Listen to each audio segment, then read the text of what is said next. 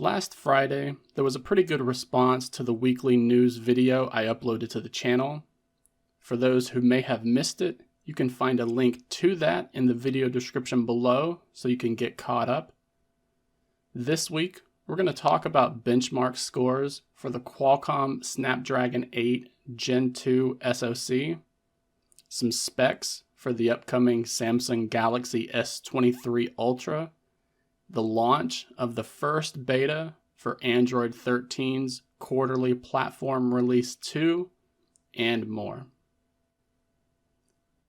Samsung has brought its Good Lock app to more countries.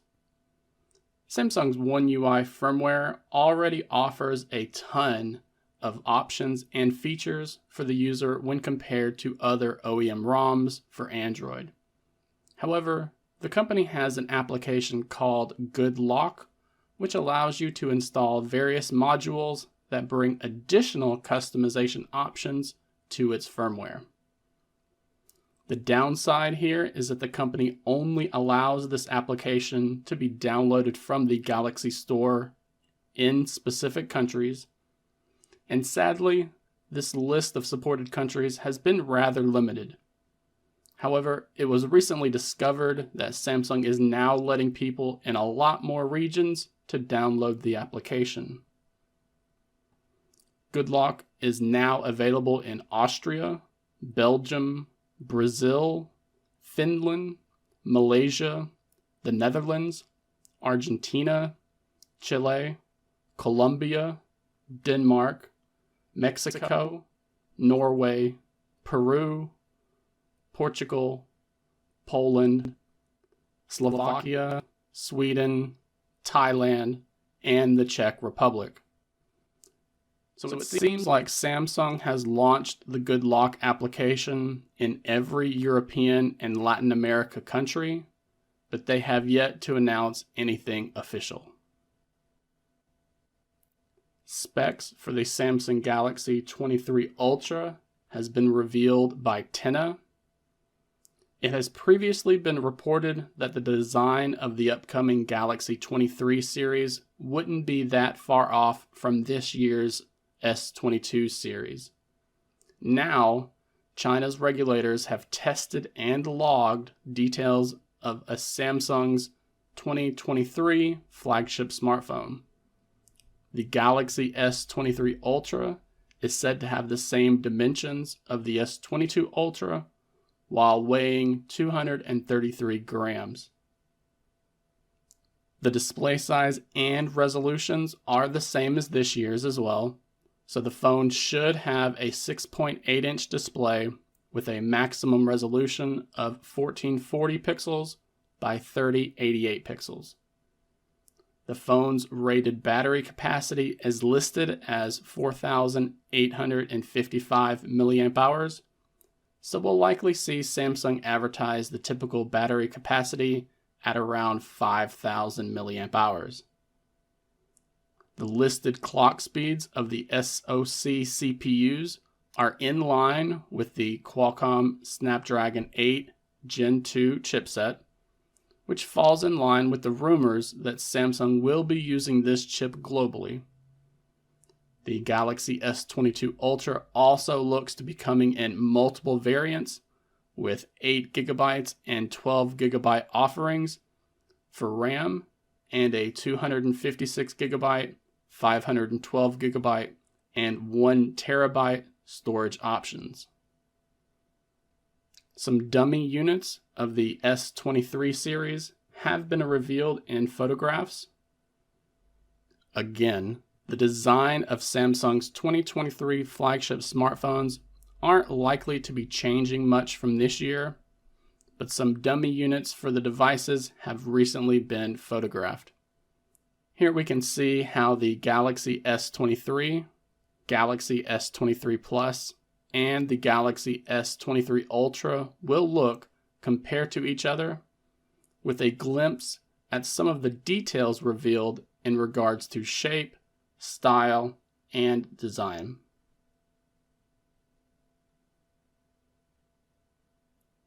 Samsung's mobile division forms its own application processor team. Right now, the Samsung System LSI division is the team behind their Exynos chipset. It's no secret that the Exynos has failed to compete with the performance and efficiency of its competition, mainly when it comes to Qualcomm and the Snapdragon SoC. But a new report claims that the new division at Samsung could be in charge of developing its own processors for the future.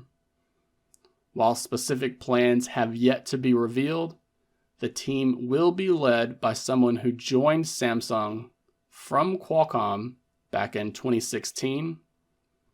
Some think that this will be Samsung's way of creating brand new chips for its Galaxy smartphones, while others believe they will be taking the Exynos chipset and optimizing it for their smartphones.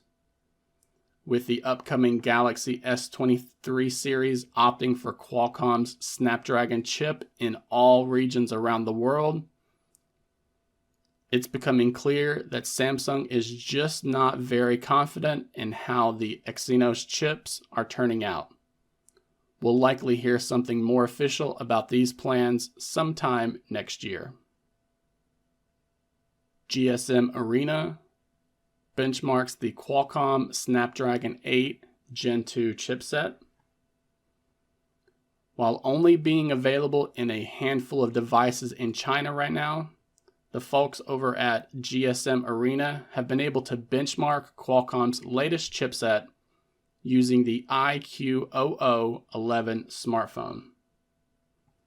This new chip is said to enable both higher frame rates as well as improved graphics in mobile games thanks to the new Adreno 740 GPU, with the added support of ray tracing being the highlight of its capabilities. On the CPU side of things, benchmarks show a solid improvement over last year's chips, with multi-threaded scores showing a 22% improvement compared to the Snapdragon 8 Plus Gen 1 SoC, and single-threaded workloads clocking in at a similar but still impressive 18% higher.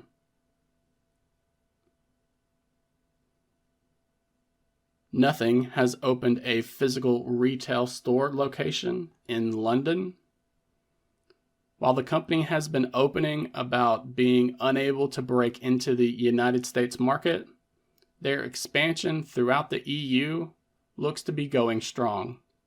To celebrate its 1 millionth product sold, Nothing has opened a physical retail store in London, England. So if you've wanted to get a hands-on look at their products, be sure to pop in between 10 a.m. and 7 p.m. Monday through Saturday, or 12 p.m. to 6 p.m. on Sundays. Google is now testing digital identification cards in the Google Wallet application. Apple is currently testing these digital IDs in 3 states here in the United States, and Google has just begun its first test in the state of Maryland.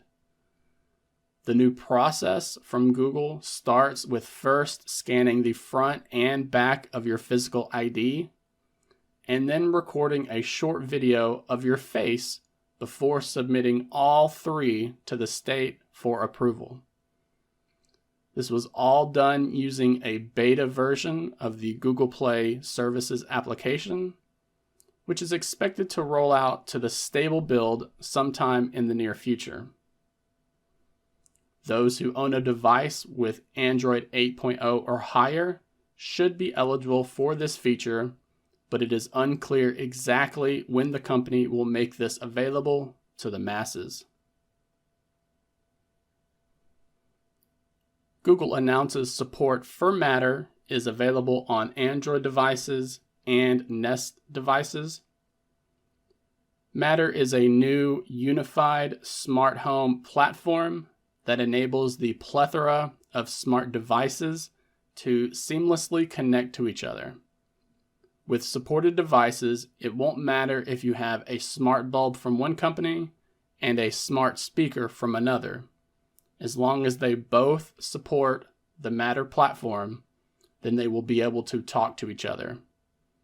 And more importantly, they will all be able to talk to a single application on your phone as well.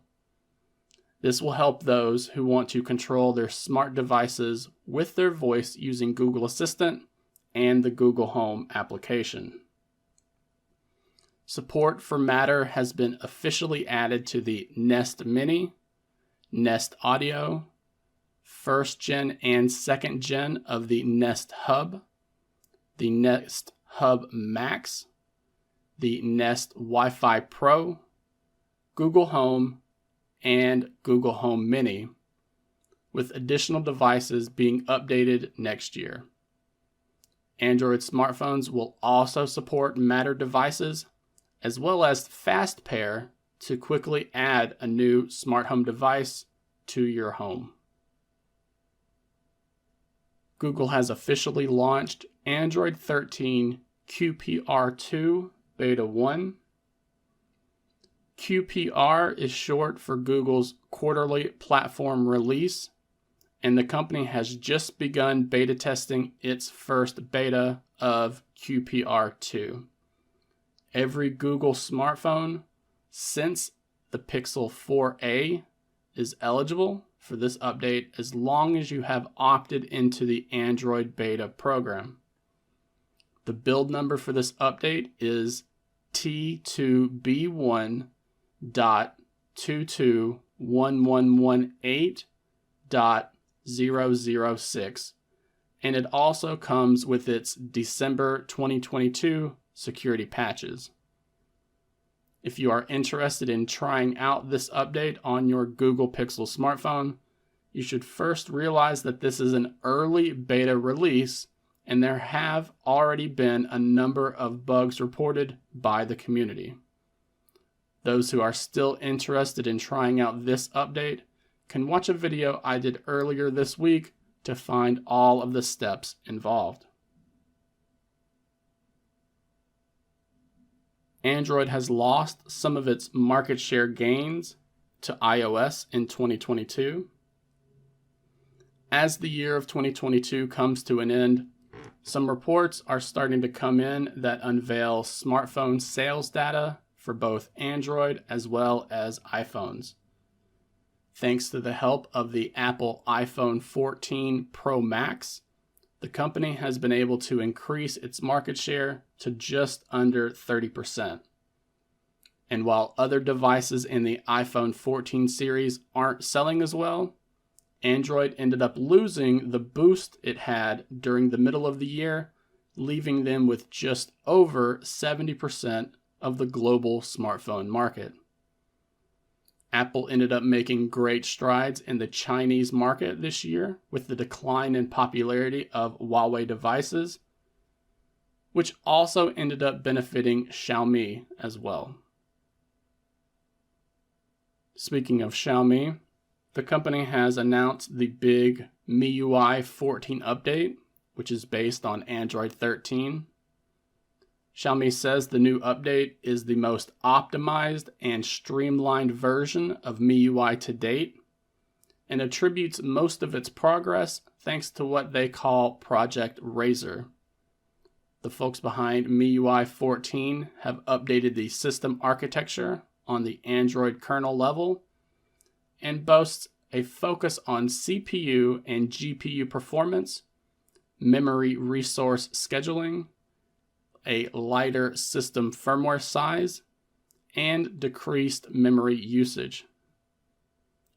This equates to Miui 14 running 60% smoother compared to Miui 13 when tested on the Xiaomi 12S Ultra. Work has also been put into additional optimizations, including automatic compression for apps that aren't being used, a toggle to disable permanent notifications, and reducing the number of system apps that cannot be uninstalled to only 8. Design has been a big focus on Miui 14 as well, with customizable icon sizes and folders and new shape and size options for its widgets. The company has even added pet and plant widgets that are animated in a way that resembles Tamagotchi characters that can live directly on your home screen. The Xiaomi 13 and 13 Pro are the first devices to launch with Miui 14, and a number of older devices will be receiving the update throughout the first half of 2023. The Xiaomi 13 and 13 Pro are now official with new Leica cameras and the Snapdragon 8 Gen 2 chipset. We knew they were coming this week, and the company followed through with the launch of these two devices on the 11th of December. Both the Xiaomi 13 and 13 Pro come with an improved rear camera module thanks to the help of Leica. The 13 Pro offers three 50-megapixel sensors on the back, including the 1-inch Sony IMX989, a sensor pulled from the Xiaomi 12S Ultra, and also a Leica branded lens with an f1.9 aperture and hyper optical image stabilization. The 13 Pro has a 6.73-inch LTPO display capable of 1440p by 3200p. It sports a 120Hz variable refresh rate and supports HDR10+, Dolby Vision, HLG, and a 1920Hz DC dimming. Inside, it will be powered by the Qualcomm Snapdragon 8 Gen 2 SoC, paired with LPDDR5X RAM and UFS 4.0 storage. This will all run on a 4,820 mAh battery that supports 120 watts of wired charging and 50 watts of wireless charging, thanks to the Xiaomi Surge G1 chip. The base model of the Xiaomi 13 series also gets a boost from Leica, with the main sensor being 50 megapixels that also supports Hyper OIS. This model also gets a proper 10 megapixel telephoto lens with an f2.0 aperture and native 3x zoom. The third sensor for the base model rests at 12 megapixel with an f2.2 aperture, but without autofocus support. The display of the Xiaomi 13 measures in at 6.36 inches and 1080 by 2400 pixels. It also has a refresh rate of 120 Hz, but there is not any granular control here since it is not an LTPO panel. But it still comes with support for HDR10+, Dolby Vision, and HLG. The battery powering the base model sits at 4,500 mAh. That is capable of 67 watts of wired charging and 50 watts of wireless charging. Both models support 10 watts of reverse wireless charging. Both the Xiaomi 13 and the Xiaomi 13 Pro are on sale right now in China, with prices ranging from about $575 to $900, depending on which model and which variant you choose.